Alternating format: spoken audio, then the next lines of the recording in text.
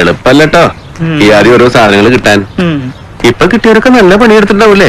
താൻ എന്തൊട്ട് എന്റെ പ്രാഞ്ചി പറഞ്ഞേ? താൻ വിചാരിച്ചത് വെള്ളയപ്പങ്ങാടിയിൽ വെള്ളയപ്പം ഉണ്ടാക്കണ പോലെ ടീം ടീം ടീം എന്ന് പറഞ്ഞുണ്ടാക്കിയതാ? ഇതൊക്കെ കഷ്ടപ്പെട്ടെന്നെ കിട്ടുള്ളൂ.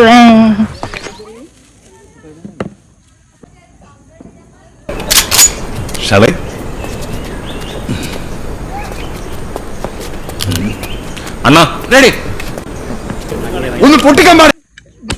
It was at this moment that he knew he fucked up.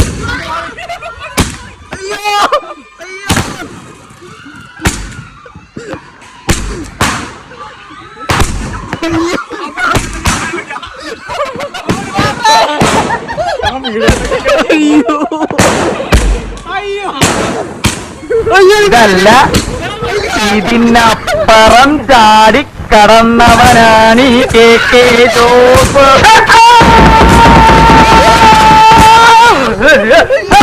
അയ്യോ എന്റെ ദൈവമേ, എവിടുന്ന് വന്നേ?